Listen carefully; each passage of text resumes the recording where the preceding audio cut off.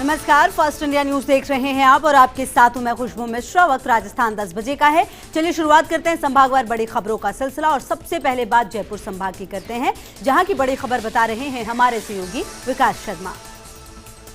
प्रदेश में बिजली उपभोक्ताओं की मनमानी वीसीआर को लेकर राज्य सरकार अत्यंत गंभीर है। मुख्यमंत्री अशोक गहलोत के निर्देश पर गठित कैबिनेट सब कमेटी की बैठक आज विद्युत भवन में आयोजित की गई। ऊर्जा मंत्री बीडी कल्ला की अध्यक्षता में आयोजित बैठक में शिक्षा मंत्री गोविंद सिंह डोटासरा, उद्योग मंत्री प्रसाद लाल मीणा समेत बिजली कंपनियों के आला अधिकारी मौजूद रहे। ऊर्जा विभाग की तरफ से प्रमुख ऊर्जा सचिव दिनेश कुमार ने प्रेजेंटेशन के जरिए वीसीआर के आंकड़ों को बताया। इस दौरान मंत्रियों ने किसानों की पीड़ा पर विस्तार से चर्चा की, जिसमें सामने आया कि जब किसानों को 3 से 4 माह के लिए बिजली की जरूरत होती है तो फिर उसे पूरे बिल साल भर का बिल क्यों दिया जाता है। इस बारे में बैठक में 3 से 4 माह के टेम्परेरी कनेक्शन का सुझाव आया। ऐसे में तीनों डिस्कॉम के तकनीकी निदेशकों की कमेटी का गठन किया गया, जो अगले 3 से 4 दिन में अपनी रिपोर्ट पेश करेगी। इस रिपोर्ट के आधार पर कमेटी सीएमओ को रिपोर्ट देगी। बैठक के बाद पत्रकारों से बातचीत में शिक्षा मंत्री गोविंद सिंह डोटासरा ने जहां किसानों के हितों को ध्यान में रखते हुए जो भी फैसला लेने की बात कही, वहीं दूसरी ओर वीसीआर की खामियों को दुरुस्त करने पर भी चर्चा की गई। उद्योग मंत्री प्रसाद लाल मीणा ने यहाँ तक कह दिया कि बिजली उपभोक्ताओं की वीसीआर बढ़ना सरासर गलत है। कैबिनेट सब कमेटी की बैठक में बिलिंग का इशू भी प्रमुखता से उठा। मंत्रियों ने बताया कि जब जोधपुर और अजमेर डिस्कॉम के अंदर 2 महीने में बिजली का बिल दिया जा रहा है तो जयपुर डिस्कॉम में 1 महीने का बिजली का बिल क्यों दिया जा रहा है। इस पूरे मामले को लेकर जो कमेटी गठित की गई है उसी की रिपोर्ट के आधार पर आगे तय किया जाएगा कि जयपुर डिस्कॉम में भी बिलिंग की व्यवस्था को बदलाव किया जाए या नहीं किया जाए। आगे बढ़ते हैं, बात बीकानेर संभाग की करते हैं, जहां की बड़ी खबर बता रहे हैं हमारे सहयोगी लक्ष्मण राघव। बीकानेर के रेतीले धोरों में आज से शुरू हुआ अमेरिका और भारत की सेनाओं का संयुक्त युद्धाभ्यास। सामरिक आतंकवाद की चुनौती को नेस्तनाबूद करने पर रहेगा फोकस। दोनों देशों की सेनाएं सीखेंगी एक दूसरे का रणकौशल, साथ ही साझा करेंगी हथियार सहित विभिन्न युद्ध की तकनीकें भी। आज 15 दिन तक चलने वाले इस युद्धाभ्यास का आरंभ रेतीले धोरों में हुआ। महाजन फील्ड फायरिंग रेंज में आज से भारत व अमेरिका की सेनाओं के बीच संयुक्त युद्धाभ्यास शुरू हुआ। 21 फरवरी तक चलने वाले इस युद्धाभ्यास की ओपनिंग सेरेमनी में दोनों देशों के सैनिकों द्वारा परेड मार्च किया गया। यूएसए सेना के कमांडर कर्नल जे बॉडवेल और भारतीय सेना के ब्रिगेडियर मुकेश भानावाला ने परेड की सलामी ली और बैलून उड़ाकर संयुक्त युद्धाभ्यास की विधिवत शुरुआत की। इस दौरान उत्तराखंड में हुई त्रासदी को लेकर यूएस आर्मी द्वारा संवेदना भी व्यक्त की गई। Defence PRO lieutenant colonel Ajitabh Sharma ने कहा कि युद्धाभ्यास एंटी टेररिज्म संचालन पर केंद्रित होगा। इस युद्धाभ्यास का उद्देश्य दोनों सेनाओं के बीच सामरिक स्तर पर अभ्यास और एक दूसरे को सर्वोत्तम प्रथाओं, सहयोग और तालमेल को बढ़ाना है। निश्चित तौर पर यह अभ्यास वैश्विक आतंकवादी की चुनौतियों के संदर्भ में महत्वपूर्ण माना जा रहा है। इससे भारत और अमेरिका के द्विपक्षीय संबंधों को भी खासतौर पर सेना के मद्देनजर बढ़ावा मिलेगा। यूएस आर्मी के पीआरओ मेजर स्पेंसर गॉरिसन का कहना था कि विश्व की 2 महान बड़ी और साहसी सेनाओं के बीच बेहतर सामंजस्य के साथ हो रहा युद्धाभ्यास निश्चित तौर पर सेना के इतिहास में एक महत्वपूर्ण पड़ाव होगा। गौरतलब है कि दोनों देशों के सैनिकों के बीच संयुक्त युद्धाभ्यास का ये 16वां संस्करण है। इस युद्धाभ्यास में भारतीय सेना का प्रतिनिधित्व सब शक्ति कमान की 11वीं बटालियन जम्मू कश्मीर राइफल कर रही है, तो अमेरिकी सेना का प्रतिनिधित्व 2 infantry battalion, 3 infantry regiment, 1-2 striker brigade combat team के सैनिकों द्वारा किया जा रहा है। इस युद्धाभ्यास में अमेरिका सेना के 270 सैनिक हिस्सा ले रहे हैं। तो कुल मिलाकर कहा जा सकता है कि भारत और अमेरिका की सेना के बीच ये युद्धाभ्यास अपने आप में महत्वपूर्ण है और कहीं ना कहीं आतंक के आकाओं को नेस्तनाबूद करना इसका मकसद भी है। दोनों देश की सेनाओं के सैनिकों के बीच बेहतर कोऑर्डिनेशन देखने को मिला। बढ़ते हैं आगे, बात अजमेर संभाग की करते हैं, जहां की बड़ी खबर बता रहे हैं हमारे सहयोगी कौशल जैन। दरगाह के बुलंद दरवाजे पर 809वें उर्स का परचम पेश करते ही शुरू हुआ ख्वाजा गरीब नवाज का सालाना उर्स। परंपराओं का निर्वहन करते हुए भीलवाड़ा के गौरी परिवार ने पेश किया उर्स का झंडा। सूफी संत ख्वाजा साहब का 809वां उर्स झंडे की धार्मिक रस्म के साथ शुरू हुआ। असर की नमाज के बाद गाजे बाजे के साथ गौरी परिवार उर्स का झंडा लेकर दरगाह के बुलंद दरवाजे पर पहुंचा, जहां धार्मिक रस्म और रिवाज के साथ तोप की सलामी के बीच झंडा चढ़ाया गया। यूँ तो उर्स की शुरुआत चांद दिखने के साथ होती है, लेकिन झंडे की रस्म के साथ ही ज़ायरीन की आवक शुरू हो जाती है। प्रशासनिक तौर पर उर्स का आज से आगाज हो जाता है। भारी सुरक्षा इंतजाम के बीच झंडे की रस्म अदा की गई। दरगाह शरीफ के कव्वाल असरार अहमद के सूफियाना कलामों के साथ परचम की सवारी लंगर खाना गली होती हुई निजाम गेट, शहजानी गेट से बुलंद दरवाजे पर पहुंची, जहां मौजूद हकीकतमंदों की मौजूदगी में उर्स का झंडा पूरे रस्म व रिवाज के साथ चढ़ाया गया।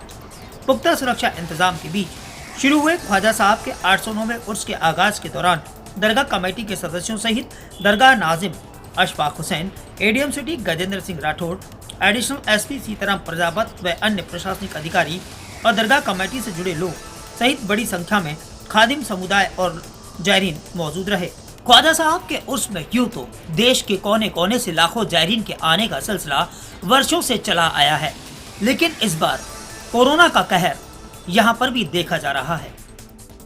आगे बढ़ते हैं, बात जोधपुर संभाग की करते हैं, जहां की बड़ी खबर बता रहे हैं हमारे सहयोगी सुभाष त्रिवेदी।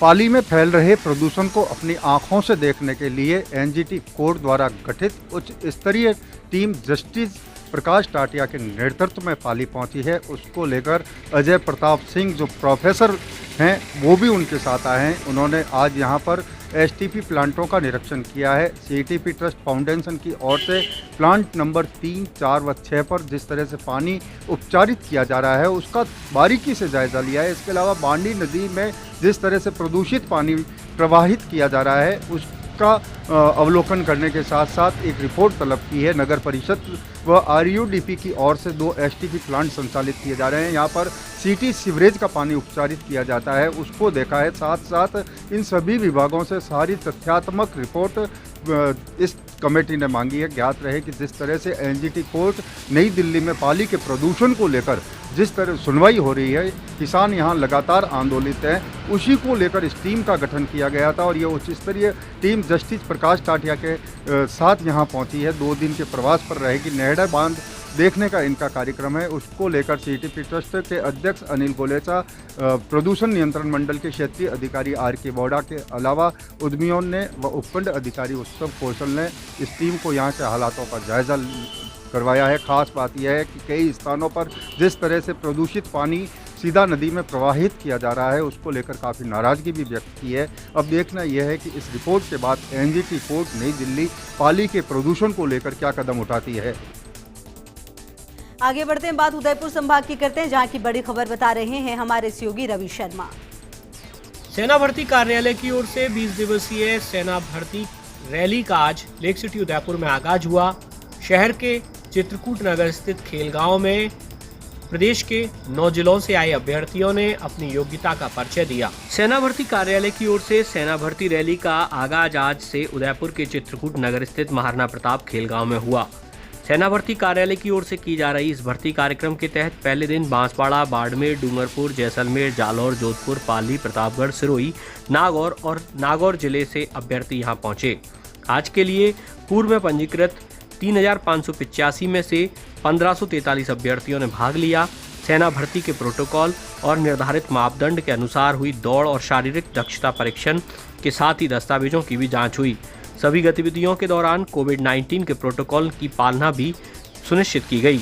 आपको बता दें कि 20 दिन तक चलने वाली इस सेना भर्ती में 9 जिलों के 60,000 से ज़्यादा अभ्यर्थी शामिल होंगे। प्रदेश में कोविड-19 के दौर के बाद ये पहली सेना भर्ती रैली है और ऐसे में इस रैली के आयोजन में कोविड-19 के तमाम प्रोटोकॉल की पालना सुनिश्चित की गई है। आगे बढ़ते हैं, बात कोटा संभाग की करते हैं, जहां की बड़ी खबर बता रहे हैं हमारे सहयोगी गुल मोहम्मद।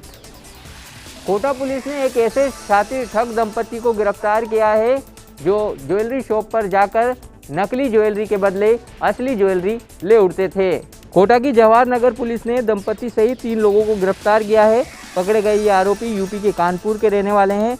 इन्होंने कोटा में तलवंडी की वल्लभम ज्वेलर्स पर फर्जी सर्टिफिकेट और फर्जी बिल दिखाकर हीरे की अंगूठी को बेचकर ठगी की वारदात को अंजाम दिया। ये शातिर ठग दंपति वल्लभम ज्वेलर्स से नकली डायमंड की अंगूठी के बदले 2.5 लाख रुपए के असली गहने ले गए। जब ज्वेलर्स को हीरे से जड़ित अंगूठी के नकली होने का आभास हुआ तो पुलिस से संपर्क साधा। पुलिस ने भी तत्काल टीमें गठित कर कई सीसीटीवी फुटेज खंगाले और ज्वेलर्स के बाहर खड़ी कार का नंबर पता लगने पर पुलिस ने इस शातिर ठग दंपति को धर दबोचा। इसके साथ ही पुलिस ने कार चालक को भी पकड़ा है। पकड़े गए पति पत्नी का नाम वसीक सिद्दीकी और गजाला मंसूर है, जो पूर्व में लेदर के कारोबारी थे। बताया जा रहा है कि कारोबार में घाटा होने के बाद इन्होंने ठगी का रास्ता पकड़ा। पुलिस ने इनके कब्जे से 7 लाख रुपए से ज़्यादा की ज्वेलरी भी बरामद की है। पकड़े गए आरोपियों से पुलिस पूछताछ में पता चला है कि इन्हीं आरोपियों ने पिछले दिनों कोटा में भी 3 अन्य व्यापारियों के यहाँ भी ठगी की वारदात करने का प्रयास किया था। और चलिए बात भरतपुर संभाग की करते हैं, जहाँ की बड़ी खबर बता रहे हैं हमारे सहयोगी रवि कठारा। भरतपुर के रूपबास के चकसामरी गांव में जहरीली शराब पीने से 7 लोगों की मौत के मामले में भरतपुर संभागीय आयुक्त पीसी बरवाल के द्वारा की गई जांच पूरी।